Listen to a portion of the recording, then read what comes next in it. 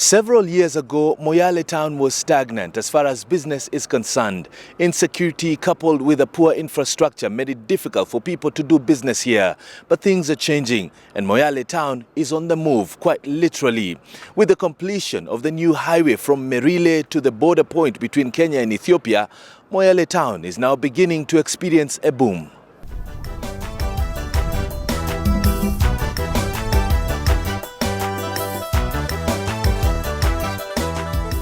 When I first took the journey from Nairobi to Moyale 6 years ago, no one prepared me for the difficult trip that lay ahead.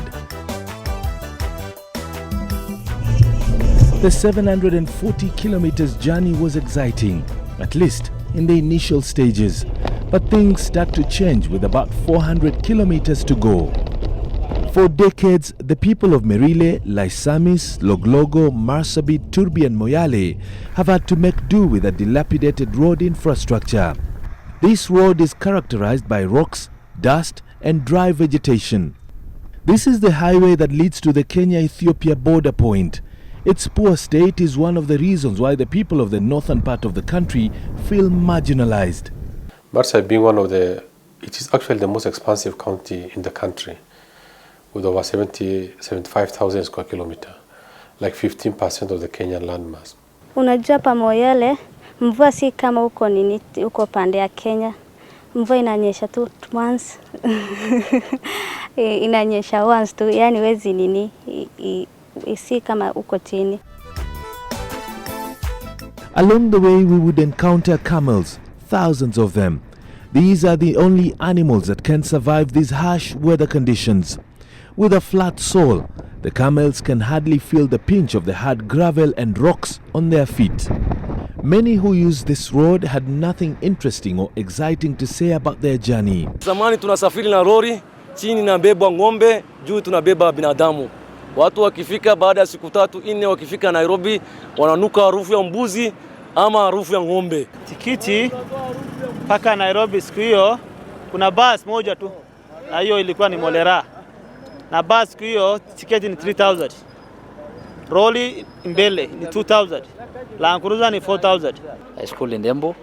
We used to plan like a week. You have to wait for a lorry, and then you book that lorry 3 to 4 days in advance. Before it has even left Nairobi, you book that vehicle. Previously, we used to travel from here. Our first destination is Marsabit. We spend in Marsabit. Then from Marsabit, we spend in Isiolo. From Isiolo, then Nairobi the following morning. Those are 3 days on the road. Because of the nature of the road, insecurity was rampant, and women who walked on the highway with their animals in search of water were constantly attacked. Some killed, while others lost their animals. In fact, the poor road was blamed for many insecurity incidences, with bandits taking advantage of the fact that it would take close to 2 days before security personnel could respond to a distress call. The locals were forced to rely on home guards alone. They too had nothing to use to move around except their feet. Tuko mbali na serikali hawezi fika hapa haraka kila wakati, iko mbali. Ni wakati mwingine ni wakati ya mvua ambaye hata barabara gari ya barabara. After receiving grants from non-governmental organizations, hundreds of them cultivated their land and were able to get good harvests. But a poor infrastructure ensured that all their fruits and vegetables went to waste most of the time. Kina mama iko na taabu sana. Kuna chochote tabata haba. Hata kazi naenda kufanyia watoto hakuna, ni kuhangaika tu. Turbi's center, remembered for many killings, remained a ghost town due to poor road network, and those who wished to travel from here to Moyale, 180 kilometers away, were forced to trek. Moyale town 6 years ago was no different from the little towns that we passed along the way. Although it was more advanced, it was still rugged with poor infrastructure. But after years of neglect and outcries, the people of Marsabit were finally given attention. On the 7th of November 2012, retired President Mwai Kibaki launched the construction of the 15 billion shillings Merille River Bridge Road to Moyale town. The construction began in earnest, and as expected, life up north began to change drastically.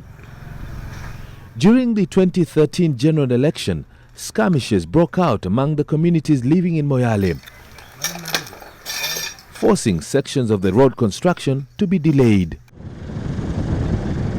Fast forward to 2017, and the entire highway from Merille to Moyale is now complete, and it is a sight to behold. This road that once looked like this has now been transformed into this. Today, a journey that would previously take 72 hours on the road and a week's duration for planning now takes only 10 hours from Nairobi. Tunafahamu Moyale hadi paka Nairobi ni kama tunatembea kama siku tatu. Sasa hii ni kama tukitoka asubuhi hapo mchana mabasi imeingia. Sasa mabasi ile inatoka hapo inaelekea Nairobi, maintenance yake imeenda chini, mambo ya mafuta foil, mambo ya spana, taya yote. Zamani baada ya trip mbili ama tatu hivi imechange taya. Wakati ya mvua pia ilikuwa shida. Tunabeba hata 1500 kutoka hapa kufika Isiolo wakati ya mvua. Mtu mmoja nauli ilikuwa shilingi 1500. Previously, only trucks could be used to transport people, including school-going children. For many who recall that period, being transported on top of a truck was torturous, and it required some courage. This beautiful road now meanders like a river, with breathtaking sceneries every step of the way. Long-haul vehicles are not the only ones on the road now. Even two-wheel drive vehicles are now being driven here. Public service vehicles also vary. Several matatu owners now have their PSVs plying this route. Magari imeongezeka mingi sana. Kwanza saa hii hata wakina mama wanatoka nyumbani na magari waenda sokoni kufanya shopping na kurudi nyumbani. Na zamani haikuwa wakati hiyo. Cruising through the section between Merille and Marsabit is an engaging, absorbing experience. The spanking new tarmac juxtaposed with the yellow and white markings contrasts dramatically with the shadowy hills that hug the landscape. On a good sunny day, one can even spot wildlife. There is a visible increase in the level of economic activities along the road. In Lysamis, for example, trade has increased, while value of land is also taking a turn upwards. Residential houses are also quickly sprouting by the highway, which is teeming with fresh groceries that would otherwise not have survived the vagaries of road transport. Hizi nalete marawe bandei napeleka huko, mahindi nalete bandei napeleka huko, sukuma toa huko nalete bandei, kabichi natoka huko nakuja bandei, viazi nakuja huko naingia hapa mapema, maziwa natoka Nairobi nakuja hapa fresh. Sasa iko raha sana, hakuna taabu kama zamani. Loglogo shopping center was unknown to many. It had very little shops before this highway was constructed. Today, hundreds of people gather here to sell and buy goods, thanks mainly to the ease in transportation. Marsabit town, which is 144 kilometers from Merille, was once dusty and unpleasant. Apart from the locals, many foreigners from other parts of the country shunned this town. The cold weather, because of the hilly nature of Marsabit town, and a poor road network were a turn-off. But this is what Marsabit town looks like today. Business is booming. Every corner you look, there is new infrastructure. A new hotel here, a new shopping complex there, and a new banking hall somewhere else. The smooth tarmac has made it easy for border business to thrive. Next stop is Turbi, and here shops have increased tremendously, while insecurity is a thing of the past. Police can now access hotspots because of the completion of the highway. We drive upwards for another 80 kilometers into Sololo location. Again, just like the rest of the journey, we are in awe. Years gone by, it would have taken close to 2 hours to drive to Sololo from Turbi, but now 30 minutes will do. From Sololo, we head to Funanyata before moving on to Moyale. Over 60 months ago, the entry point into Moyale town looked like this. Dusty and disorganized. Police officers manning the entry point looked frustrated by the dust. Their tools of work, including roadblock spikes, were all in ruins. Every time a vehicle carrying passengers arrived here, they had to do a spot check, albeit in very difficult conditions. But today, the exact same spot looks quite the opposite, a complete transformation. This hill was treacherous before the construction of the highway, but now it is the most attractive part of it. Vehicles can now move with ease uphill and even downhill. For the residents of Moyale, this is what they have been yearning for decades. We are receiving fresh produce from other parts of the country. We have seen big companies bringing their stuff and selling them here. We are receiving fruits from, I think, from Marsabit, the residents of Marsabit town. They are receiving all their vegetables, fruits, and fresh milk from Merille. And it's just a matter of like 3-4 hours. They are getting everything fresh. If you go alongside that road from Isiolo to Moyale, you find small towns have come up, because now there are products coming from, say, Meru, there are products coming from Ethiopia, and along the way we have now small towns coming up because of industrial development. Inside the town, things are looking up and bright. The biggest beneficiary of this infrastructure is, of course, the transport sector. Tuko na mabasi ile mpya executive. Umeona basi hapo nyuma yangu ambaye Moyale Star executive. Tuko na mbinu nyingi sana na tuko competition na mabasi mengine. Kwa hivyo na basi yetu ilikuwa ni comfort. Abiria hawezi pata shida. And now Kenyans are taking just about 7 hours, to get to the city here. Previously they used to take, I think, 2 to 3 days with all the safety issues. So we are happy with the completion. Today there are more than 20 buses plying this route, up from 3 buses a day. The 600-kilometer Kenya-Ethiopia international border stretch has also provided an avenue for Marsabit County to engage in tourism and trade.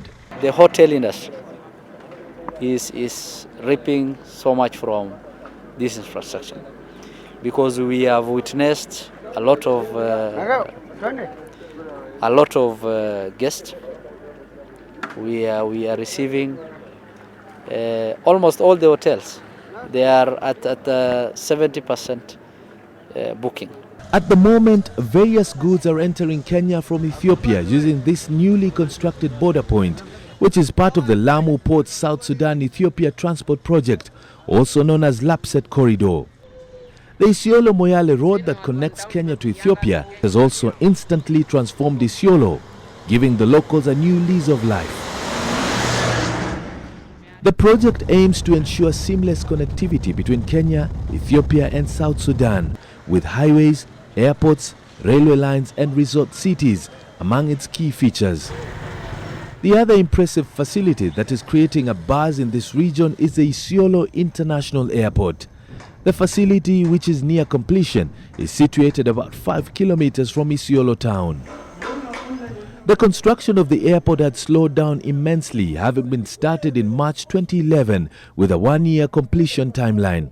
One of the reasons cited for the delay then was the absence of political will. The original thought was to decongest Wilson, to provide an airport where Merille can be airlifted directly, so that you stop the accidents on the highway when the Merille is being transported to Nairobi to Wilson. But of course that idea grew into a big idea that we need an international airport in this region that will spur economic growth in this particular region. People can fly now from Jomo Kenyatta to Isiolo as a hub in that region, and then from there they can fly to Moyale, which is the border with Ethiopia. That way the trade has opened up, because Ethiopia now we have an access to more than 100 million people in terms of the market. And that was one of the plans why we fast-tracked the Isiolo-Moyale road. The passenger terminal building, with an area of 4,800 square meters and a capacity to handle 125,000 passengers per year, is now only awaiting a few final touch-ups to be completed. Like any other international airport, it has a luggage and human screening equipment, a waiting lounge as well as a check-in lounge. There are 2 waiting lounge areas, one for local passengers and the other one for passengers who will be traveling abroad. This is one of the biggest projects ever undertaken in the county of Isiolo. Surprisingly, the Isiolo International Airport sits right in the middle of two counties, that is Isiolo County and the Meru County. But once commissioned, this airport is expected to handle at least 300,000 passengers every single year. These passengers will be domestic passengers, international passengers, as well as cargo. This region has a very huge potential in tourism, but it is not very highly developed. Numbers are not very big because of that one single element of people being required to travel by road from Nairobi and from wherever to come to this region. Now you can imagine direct flight into Meru, Laikipia, tourism that is big business in Laikipia, that in Meru National Park, Samburu, Shaba, Marsabit, all this region that is very, very, very good tourism product will attract that business. The terminal also has a VIP lounge, big enough to accommodate several dignitaries and their security detail. The design of all the lounge areas gives passengers an opportunity to the outside view and experience what is going on along the runway. The project also has taxiways, cargo terminus, hangar, a mobile control tower, staff quarters, a meteorological center, a fire station, as well as spacious parking lot. Currently, the completion of a 1.4-kilometer runway is ongoing, and once complete, aeroplanes will start taking off and landing in Isiolo. Tests are already being carried out at the airport using small aircrafts and helicopters. Already we are getting a lot of inquiries about the resort city, because if that is opened up as a resort city, then people from that side actually will have the same benefits like we have here in Nairobi. And that was the whole purpose of doing LAPSET, to open up an additional 9 counties, in addition to what we call the Northern Corridor, which is Mombasa to Malaba. That way, the 2 parallel corridors will make sure that about 70% of the country, which was previously not accessed, will have access. But with the new airport comes a new challenge. Many residential houses and flats are coming up rapidly around the airport, and this is a major concern to the Kenya Airports Authority. Farmers and herders alike are already seeing business potential because of the airport. Herders say this facility will be very key when it comes to exporting camel meat, beef and dairy products to Arab and Asian countries. Nyama ambayo ile inachinjwa hapa itakuwa inaenda direct Uingereza, na pale wazungu watakuwa wanapata nyama, wale wageni watakuwa wanapata nyama ikuwa fresh. Itakuwa imeweza kuinua kiuna uchumi ya Isiolo, kwa sababu hapo mbeleni wanapata nyama ikiwa packed, na nyama ikiwa packed haina utamu kama ile fresh. Hapo unajua itaunua kwa wavugaji na pia wanabiashara, ambako pia vijana wakipata kazi, najua pesa bado itarudi nyumbani. Wamama pia watapata biashara mbalimbali, biashara ya mboga, biashara ya miraa pia itaweza kuenda juu. Nataka kuenda safari ya haraka, fika haraka Nairobi. Saa ingine inapeleka maziwa ya ngamia Nairobi. Naweza beka maziwa ya ngamia kwa hiyo ndege, alafu nisafirisha haraka. Pesa naye inakuwa mingi Isiolo, uchumi itakuwa mingi, watu akaja Isiolo waje wewe kuona kitu kama hii, na tunaona kitu wonderful. Once commissioned, the airport is expected to boost tourism in Mount Kenya, Samburu, Meru, Aberdares and Marsabit national parks. Residents of the neighboring Meru County are also eyeing the benefits. Miraa being a perishable product, quick export directly from here also maintains the quality of miraa, and therefore again helps the farmer fetch more prices. And therefore you won't need to buy very expensive vehicles, long distance travel. You just need to drive from the farm directly to the airport, and the produce is taken to wherever the market is available. For years, miraa farmers have been exploited by middlemen who purchase their produce at a low cost, only to make a kill by transporting the same produce to other towns and sell to a ready market at a higher profit. This is now likely to change. Zakao Gishinga is one such farmer. Every fortnight, he wakes up as early as 5 a.m. to harvest miraa on his half-acre piece of land. By 9 a.m., middlemen have approached him and bought all his miraa. Kupitia wale viongozi ambao tutachagua kwanza tarehe 8 mwezi wa 8, kuna wale pia wanaenda kupiga kampeni mambo ya miraa.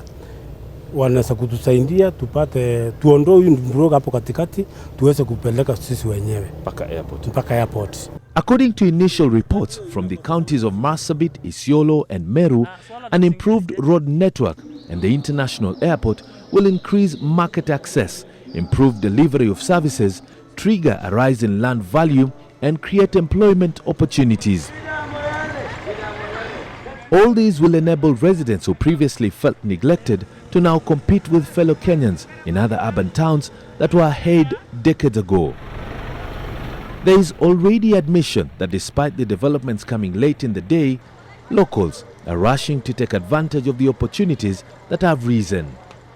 However, compared to the Mombasa-Nairobi highway and further up to Uganda via Nakuru, the Isiolo-Moyale road is still slightly underutilized at the moment, as evidenced by lonely drives only broken by the occasional car and camels wandering freely on the new tarmac. For the residents of this region, this is truly a new dawn, where the north is finally rising. Nimrod Taabu, NTV, Marsabit.